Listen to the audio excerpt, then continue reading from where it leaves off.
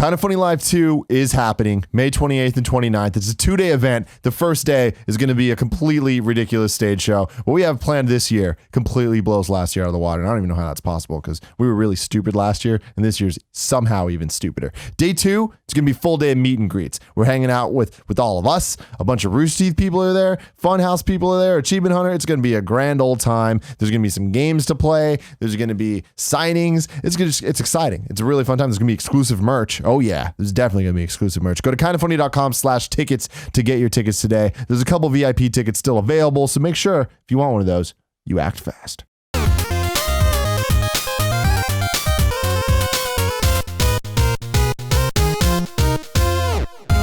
Here we are, topic 4, as always, brought to you by the Kind of Funny forums. Go to kindoffunny.com/gamescast topic, just like my dude Fallon Zion did.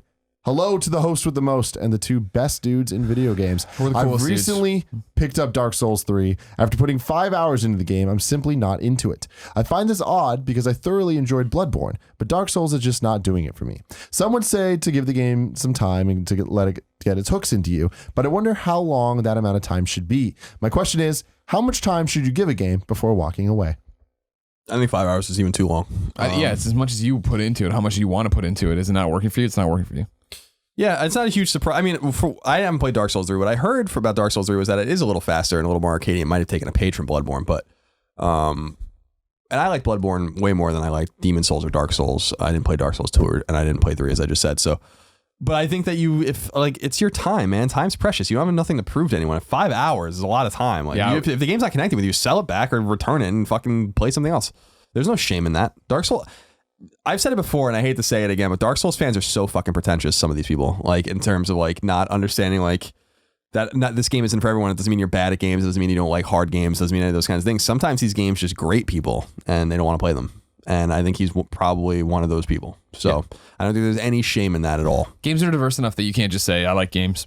And that's the end of it. And you like every game that everybody likes. That's not how it works. You like different genres, you like different gameplay styles. You don't have to worry about it. Yeah, and it's interesting too because Dark Souls 3, man, I feel like the Souls franchise has only gotten like broader and broader, where so many people love it so much.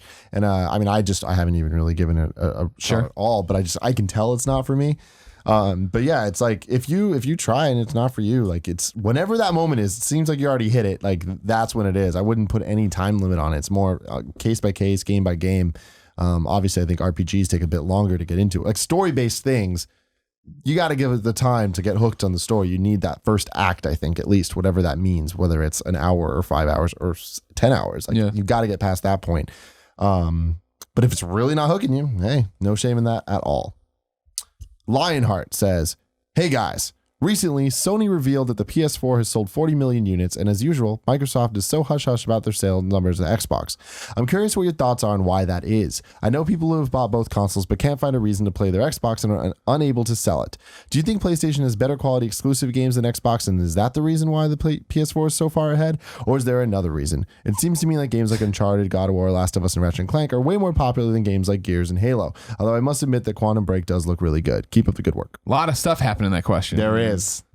Why do you hide the numbers? Because you're losing. And since you don't have to share them, why would you share them? Because then the story just becomes how far behind PlayStation you are. Mm-hmm. Is it the exclusives? Is that what does it? No, that is not at all. If that's how it was, then PlayStation 3 would have fucking dominated Xbox from the jump and gone. Just like the PlayStation 3's failure is the Xbox One failure of we got off on the wrong foot. We came out and said all the wrong stuff and we really alienated everybody. And meanwhile, the competition, in this case, PlayStation 4 came out and said, we fucked up last time. We're all about games. It'll be easy to get games on this thing. Let's play games. And Microsoft said, TV, Xbox, cable, sports, this, that, blah. It was like, nope, nobody wanted that. Oh, you can't, you have to be online all the time and this, that. We're changing everything you know about how you connect with games and your profile. And everybody went, fuck no, and flipped out before they had the real information, before they ever got to try it.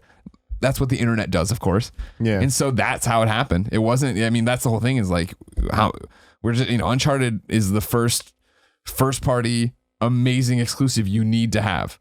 And how long has the PlayStation 4 been out now? It's like, no, it's not. I mean, yeah, Bloodborne was there and there was, Second Son. Killzone. Like there's been games you can only get there, but there haven't been games, I think, like Uncharted that move units. Mm-hmm. Yeah, I agree. I think that, we've gone over this kind of ad nauseum, but it really shocking how much it doesn't have anything to do with first party games. Because if it did, Microsoft would be winning. Because I think that their output until recently has been better.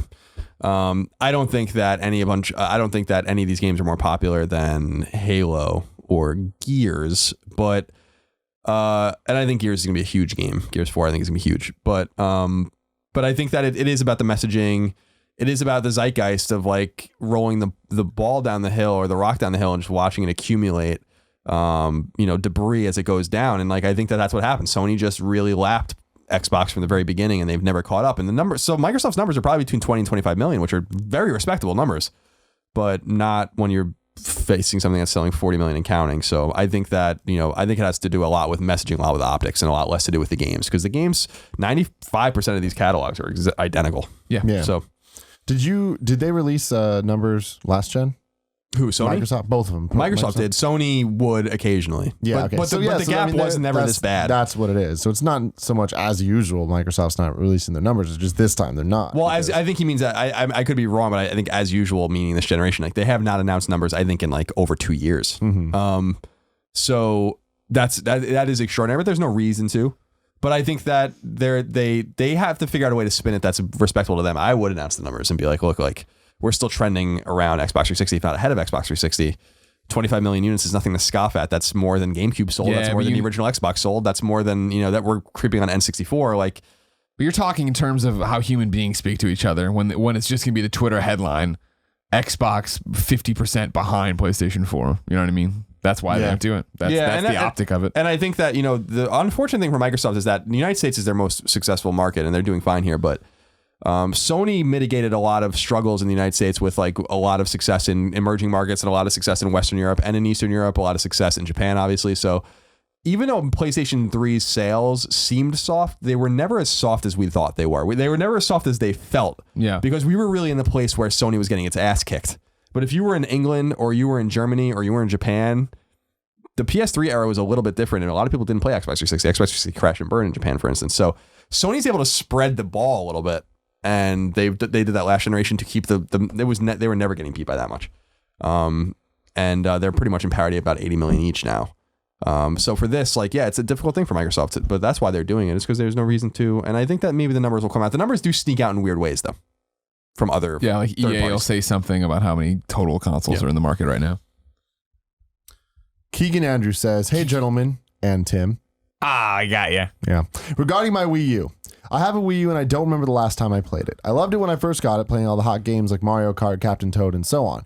My question is, should I wait to sell it or get rid of it closer to the NX launch? Nope.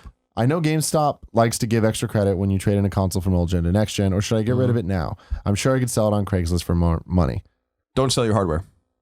That's my advice. I never sell hardware. Yeah, my thing is I'm a big fan of keeping specifically the Nintendo hardware. I'm going to keep that shit. I would keep it alone if for playing games like Smash Bros. And Mario Kart, that like the games that don't die on Nintendo consoles until there's NX ports, hopefully, of all of them, and you can just use that and put the Wii U away in a closet. Having said that, do not sell your Wii U on Craigslist. You're not going to make any money off of that. You'll maybe make like 100, maybe 150. It's not even worth it at that point. What you're talking about, the GameStop trade-in, absolutely. If you're going to get rid of the console, do that. They give weird ass things where it's just totally worth it. If you're planning to get an NX, wait. So trade it in now or wait for later? Wait for later. Okay. I think that's GameStop are desperate.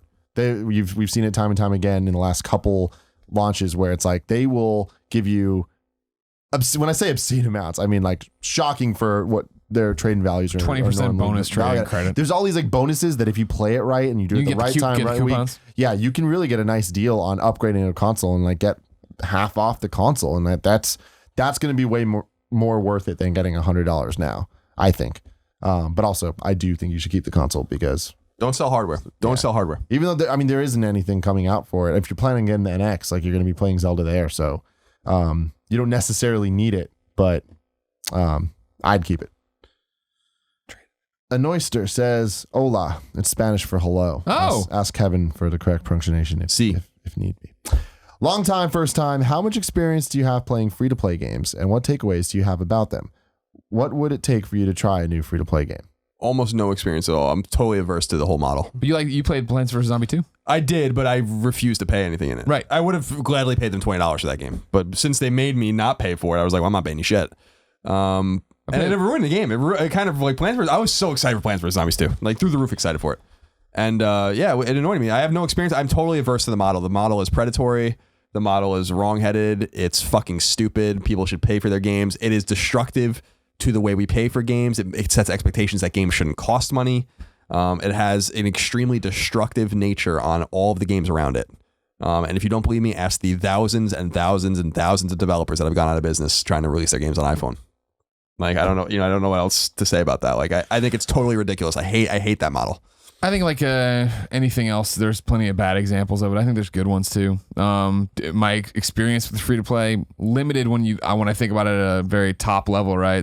Maybe an iPhone game here or there, but then in reality, like I was DC Universe after that went free to play, kept playing that. I kept paying for it. I'm one of those white whales they always talk about, right? Who every year gives them the $150 subscription. Like, yeah, okay, love the game, great. I've had 600, 700 hours of great times in this.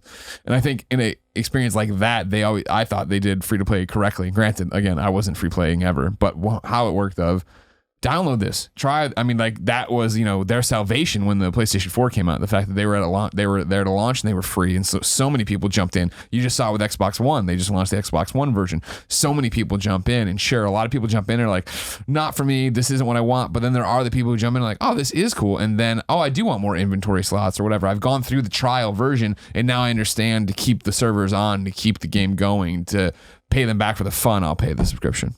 Yeah, I mean, I have a lot of experience when it comes to the mobile side of things, and I think that like Gray was saying, there's a lot of examples of it being bad, but I think there's a lot of examples of being really good.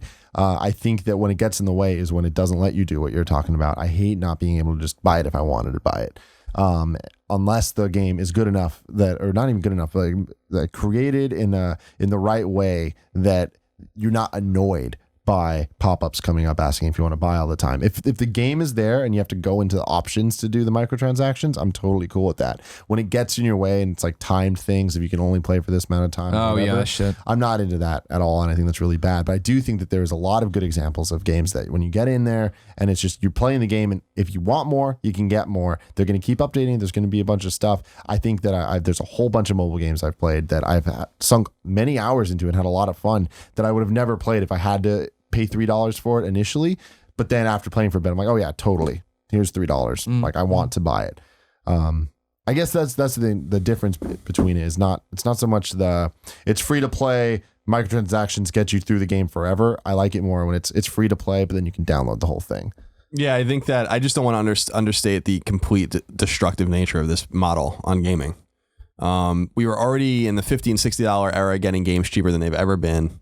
And this convinced people that games should be cheaper and that games maybe shouldn't cost anything at all. And it's just been bad. It's been not good. But has it? Because I feel like it's faded away. I remember when everything was going free to play and it was a big deal. And this is at the same time when mobile was going to eat our lunch, and that was the future. Like any war, it fades, but like there's still fucking corpses all over the place. Sure. I think that it's like what we talk about with resources with game development. If you make a free to play game, you have to figure out ways to get people to like give you money. This takes away from design, or this seeps into design. If you pay $60 for a game, or $20 or $10 or $5 for a game, it's not seeping into the design of how to extract more money from you. You already got the money. You don't have to worry about that kind of stuff. It's fundamentally unsound, I think, and I'd love to see it go away. And I think that in some ways you are seeing it go away, in some ways you're seeing it proliferate. But there are so many losers when it comes to this model, and like only a few winners. And I think that says everything you need to know about it. Personally. Cool. Ladies and gentlemen, this topic brought to you by Total War. What is Total War? Warhammer, a fantasy strategy game of legendary proportions. Total War Warhammer combines an addictive turn-based campaign of conquest and empire building with explosive, colossal, real-time battles, all set in the vivid and incredible world of Warhammer fantasy battles. It's the perfect match. It's a marriage made in gaming heaven, rich, high fantasy world of perpetual war and massive battles that you find in Warhammer. Total War is a critically acclaimed epic-scale conquest-based strategy game. So when you combine them, you get a gorgeous, high fantasy world of perpetual war and conquest on a colossal scale, brought to life in hours and hours of gripping strategy gameplay. Talking epic fantasy, Total War style. No one's done Warhammer or indeed fantasy like this before. From the personal skills of your character to 20,000 roaring orcs, no fantasy strategy game is this big and detailed. As a fantasy spectacle, it is unmatched. If you're a PC gamer and not involved, you're missing out. Factions, there's 3 of them. All of them play very differently. Each race is wholly different with their unique characters, campaign mechanics, battlefield units, and playstyle. See below for further details up in that description. Deep but simplified gameplay, more emphasis on accessibility, clear, intuitive.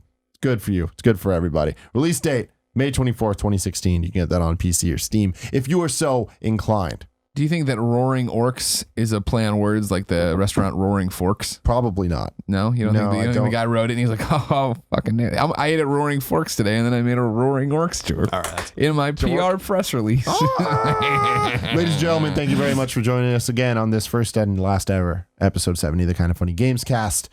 We'll see you next week. Hope to see you at Kind of Funny Live. Till next time, I love you.